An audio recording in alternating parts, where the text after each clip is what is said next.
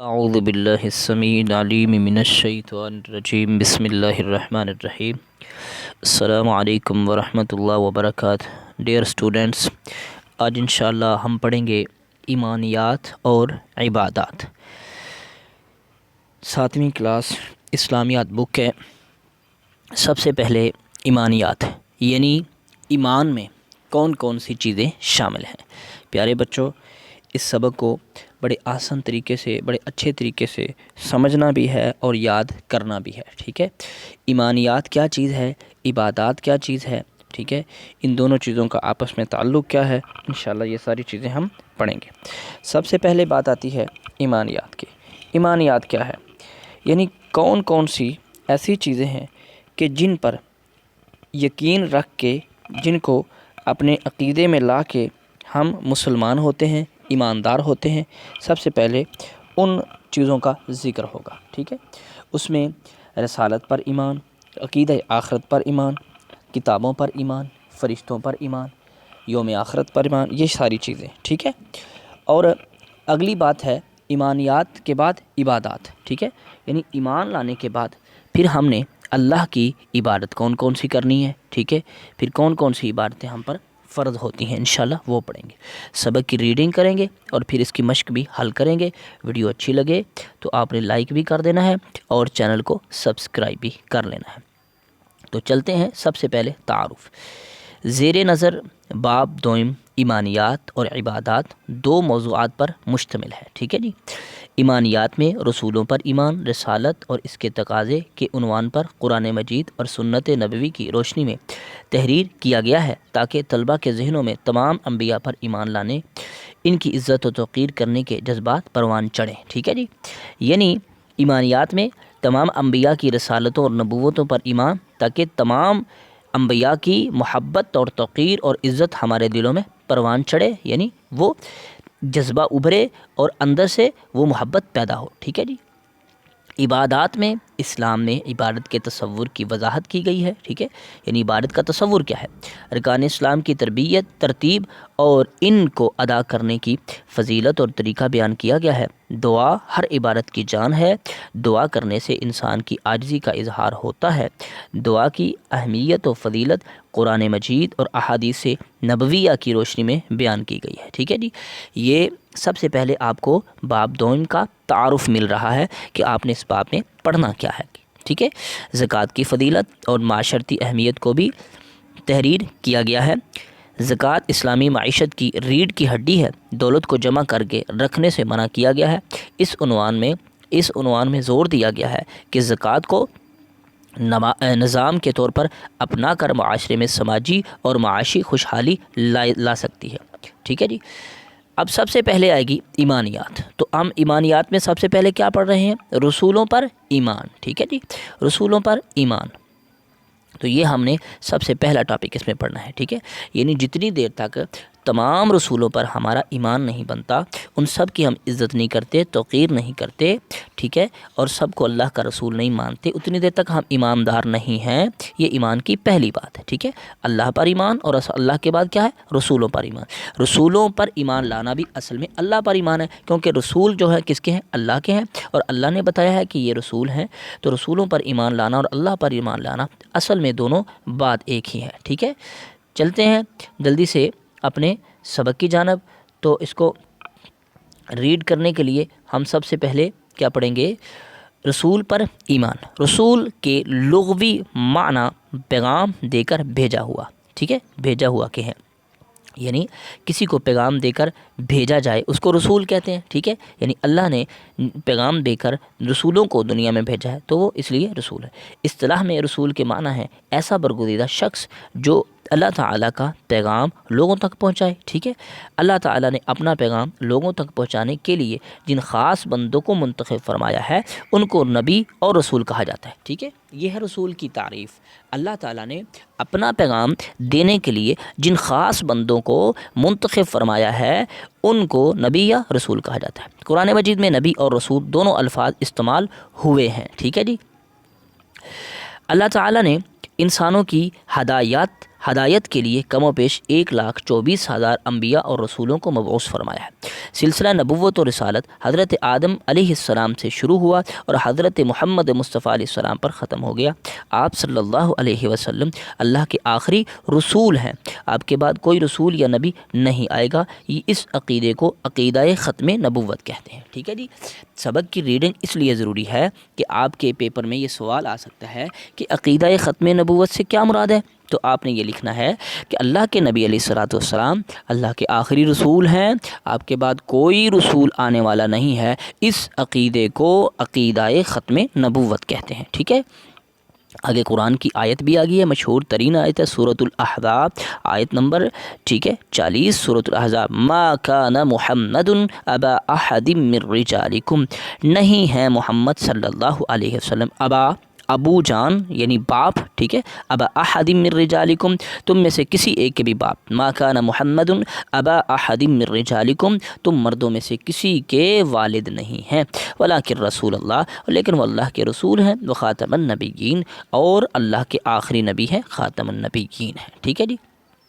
اب یہاں پر پیارے بچوں ایک بات میں آپ کو ضرور سمجھا دینا چاہتا ہوں، نبی اور رسول میں فرق کیا ہے۔ نبی ایسے سمجھیں کہ عام ہوتا ہے، اور رسول جو ہے وہ خاص ہوتا ہے، ٹھیک ہے۔ نبی جیسے دنیا میں ایک بہترین ولی ہو، ایک بہترین اللہ کا اعلیٰ ترین بندہ ہو، ٹھیک ہے۔ نبی میں اور دنیا کے ایک بہترین اور اعلیٰ اور نیک بندے میں فرق یہ ہے کہ نبی پر وحی اترتی ہے، اور ایک جو ولی ہے دنیا میں چلتا پھرتا اس پر وحی نہیں اترتی۔ نبی کی حیثیت ایسے ہوتی ہے کہ وہ کسی کو یہ نہیں کہتا کہ میری اتباع کرو، میرے پیچھے چلو، وگرنہ اللہ تمہیں اتباع کر دے گا۔ لیکن رسول کا معاملہ یہ ہوتا ہے کہ ایک قوم کی طرف اللہ نبی بھیجتا رہتا ہے، وہ لوگوں کو خبردار تھوڑا بہت کرتے ہیں، ٹھیک ہے، لیکن پھر اللہ ایک آخری فیصلہ کرنے کے لیے اپنا رسول بھیجتا ہے۔ تو رسول جس قوم کی طرف آتا ہے اس کو یہ کہتا ہے کہ میری اتباع کرو، میری فرما برداری کرو، ٹھیک ہے۔ آج تک ہم نے یہ پڑھا کہ جس پر کتاب اترتی ہے وہ رسول ہے، تو یہ ساری چیزیں ٹھیک نہیں۔ رسول جو ہے اور نبی میں اور رسول میں فرق اگر میں یہی آپ کو بتانا شروع کر دوں تو ویڈیو بہت لمبی ہو جائے گی۔ اس کے لیے انشاءاللہ ایک علیحدہ ویڈیو بنائیں گے کہ نبی اور رسول میں فرق کیا ہے، ٹھیک ہے۔ تمام انبیاء کرام اور رسولوں پر بلا تفریق ایمان لانا مسلمان ہونے کے لیے ضروری ہے۔ وہ سب اللہ تعالیٰ کے منتخب نیک معصوم اور برگزیدہ بندے تھے۔ ان سب نے اللہ تعالیٰ کی وحدانیت کا درس دیا ہے، اچھا جی، برے کاموں سے بچنے اور نیک کام کرنے کی تلقین اور تقوی اختیار کرنے کی ہدایت کی ہے تاکہ آخرت میں کامیابی و کامرانی حاصل ہو سکے، ٹھیک ہے جی۔ آگے چلتے ہیں، آگے ہے رسالت کے تقاضے، ٹھیک ہے۔ رسالت کے تقاضے، ہم رسول علیہ السلام کو مانتے ہیں، رسولوں کو مانتے ہیں، تو اس کے لیے ویسے زبانی کلامی تو ہر بندہ کہہ دے گا میں مانتا ہوں، وہ مانتا ہے، یہ مانتا ہے، لیکن اس کے تقاضے کیا ہیں؟ کیا آیا کہ وہ جو تقاضے ہیں وہ شرطیں ہیں پوری کرتے ہیں ہم یا نہیں کرتے؟ اگر تو کرتے ہیں تو پھر تو مانتے ہیں، اگر نہیں کرتے تو پھر ہم اپنے دعوے میں جھوٹے ہیں، ٹھیک ہے۔ تو رسالت کے تقاضے میں، رسالت کے تقاضے درج ذیل ہیں۔ سب سے پہلا اس میں آتا ہے محبت رسول صلی اللہ علیہ وسلم۔ تو پیارے بچوں یہاں پہ ایک بات سمجھنی ہے، محبت کیسے ہوگی؟ صحابہ کرام رضوان اللہ علیہم اجمعین کے دور میں تو نبی علیہ الصلوۃ والسلام جسم کے ساتھ خود موجود تھے، آپ صحابہ کرام ان کی خدمت کرتے تھے، ان کی بات کو مانتے تھے، ذات سے بھی محبت کرتے تھے، بات سے بھی محبت کرتے تھے۔ لیکن اب ہمارے پاس جسم کے ساتھ آپ کی ذات تو موجود نہیں ہے لیکن آپ کی بات موجود ہے۔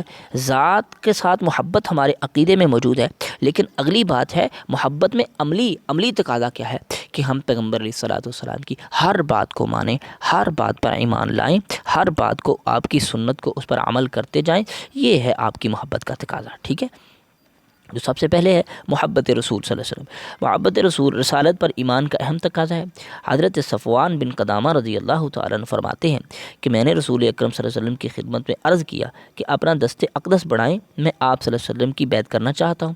آپ نے اپنا دست اقدس بڑھایا، میں نے بیعت کرتے ہوئے عرض کی یا رسول اللہ صلی اللہ علیہ وسلم مجھے آپ پر آپ صلی اللہ علیہ وسلم سے محبت ہے۔ آپ نے فرمایا آدمی کا حشر اس کے ساتھ ہوگا جس سے اسے محبت ہوگی۔ تو بھائیو جس سے محبت ہو اس کی بندہ پھر بات بھی مانتا ہوتا ہے، اس کا طریقہ بھی اختیار کرتا ہے، زندگی میں خوشی غمی میں اٹھتے بیٹھتے سوتے جاگتے اسی کی طریقہ کار کو ترجیح دی جائے، اسی کے مطابق زندگی بسر کی جائے، یہی تو محبت ہے۔ یہ زبانی کلامی محبت نہیں ہوتی کہ مجھے بڑی محبت ہے لیکن مرضی تو میں اپنی کروں گا، ٹھیک ہے۔ ایک اور حدیث میں فرمایا کہ تم میں سے کوئی شخص اس وقت تک ایماندار نہیں ہو سکتا جب تک مجھے اپنی جان سے بھی بڑھ کر محبت نہ رکھے مجھ سے، ٹھیک ہے جی۔ آگے چلتے ہیں۔ رسالت کا دوسرا تقاضا تعظیم رسول، محبت کے بعد دوسرا تقاضا ہے تعظیم کرنا، آپ کی عزت کرنا، توقیر کرنا۔ جو بندہ آپ کی نعوذ باللہ عزت نہیں کرتا، توقیر نہیں کرتا، اس کے دل میں آپ کی اہمیت نہیں ہے، قدر نہیں ہے، تو اس کی کون سی محبت ہوئی، اس کا کون سا ایمان ہوا رسالت پر؟ نہیں ہوا۔ دوسری بات ہے رسالت کا دوسرا تقاضا تعظیم رسول صلی اللہ علیہ وسلم کو قرار دیا گیا ہے، ٹھیک ہے، یعنی آپ کی عزت و توقیر کو۔ قرآن مجید میں اللہ تعالیٰ کا ارشاد ہے، ٹھیک ہے، جو شخص آپ صلی اللہ علیہ وسلم پر ایمان لائے، ٹھیک ہے، آپ پر ایمان لائیں، آپ کی تعظیم کریں، آپ کی مدد کریں اور اس نور کی پیروی کریں جو آپ کے ساتھ اتارا گیا ہے، وہی لوگ کامیاب ہیں۔ سورہ اعراف، ٹھیک ہے جی۔ بارگاہ رسالت میں معمولی سی بھی بے ادبی ساری زندگی کے نیک اعمال کو غارت کر دیتی ہے، ٹھیک ہے، یعنی نبی علیہ السلام کی معمولی سی بھی بے ادبی جو ہے وہ پوری زندگی کے اعمال کو برباد کر دیتی ہے، یہاں تک کہ انسان دولت ایمان سے بھی محروم ہو جاتا ہے۔ سب نبیوں کی تعظیم ضروری ہے، یہ بات ایسے سب نبیوں کی تعظیم۔ آگے تیسری بات جو ہے، ٹھیک ہے، یعنی تقاضے میں تیسرا تقاضا ہے نصرت رسول صلی اللہ علیہ وسلم، رسول اللہ صلی اللہ علیہ وسلم کی مدد کرنی ہے۔ اب مدد کس میں کرنی ہے؟ رسول دنیا میں کوئی اپنا کام تو کرنے نہیں آیا کہ رسول نے آ کے نعوذ باللہ کوئی فیکٹریاں بنائی ہیں، کوئی محلات تیار کرنے ہیں، کوئی دنیا کا کاروبار کرنا ہے، اس میں ہم نے رسول کی مدد کرنی ہے، نہیں۔ رسول کا ایک ہی کام ہوتا ہے، کوئی بھی رسول آتا ہے اس کا ایک کام ہوتا ہے کہ اللہ کی بھٹکی ہوئی مخلوق کو راہ راست پہ لے کے آنا ہے، جنت کے جی ٹی روڈ پہ چڑھانا ہے اور دنیا میں اللہ کے دین کا نظام بالفعل ایک معاشرے میں قائم کر دینا ہے، ٹھیک ہے، ایک سرکاری لیول پہ ایک سٹیٹ قائم کر دینی ہے دین اسلام پر۔ اس کام میں ہم نے رسول کی مدد کرنی ہے صلی اللہ علیہ وسلم۔ اب ہم کیسے کر سکتے ہیں؟ اللہ کے پیغمبر تو چلے گئے، صحابہ کرام نے اپنی تلواروں سے بھی، زبانوں سے بھی، مالوں سے بھی، جانوں سے بھی رسول اللہ کی مدد کی ہے۔ اب اس رسول اللہ صلی اللہ علیہ وسلم کے دین کو، صلی اللہ علیہ وسلم کے دین کو آگے دنیا تک پہنچانے کے لیے اور اس کو قائم کرنے کے لیے اور نبی علیہ الصلوۃ والسلام کے دین کے وارث بنتے ہوئے اس دین کو آگے منتشر کرنے کے لیے، آگے اس کو نشر کرنے کے لیے ہم نے رسول کی مدد کرنی ہے، ٹھیک ہے۔ تو یہ ہے نصرت رسول صلی اللہ علیہ وسلم، نبی کریم صلی اللہ علیہ وسلم کے احکام و تعلیمات کی ترویج، اشاعت اور عملی نفاذ کے لیے جدوجہد اور کوشش کرتے رہنا رسالت پر ایمان کا تقاضا ہے۔ یہی عمل نصرت رسول صلی اللہ علیہ وسلم ہے۔ اللہ تعالیٰ نے مسلمانوں پر احسان کیا ہے کہ ان میں اپنے پیارے حبیب حضرت محمد صلی اللہ علیہ وسلم کو مبعوث فرمایا ہے۔ اب تمام مسلمانوں کو فرض ہے کہ رسول اکرم صلی اللہ علیہ وسلم کے دین کی خاطر صحابہ کرام کی طرح کی قربانیاں پیش کریں، ٹھیک ہے جی۔ یہ ہم نے پڑھے 3 تقاضے۔ تو انشاءاللہ ویڈیو ذرا لمبی ہو رہی ہے، انشاءاللہ اگلے سبق میں ہم مشق بھی حل کریں گے اور چوتھا تقاضا بھی انشاءاللہ ساتھ ہی ہم اس کا وہ ریڈ کریں گے۔ تب تک کے لیے آپ ویڈیو کو اچھے طریقے سے دیکھیں اور بار بار سمجھیں، میرے اور آپ کے لیے آج اتنا ہی کافی ہے۔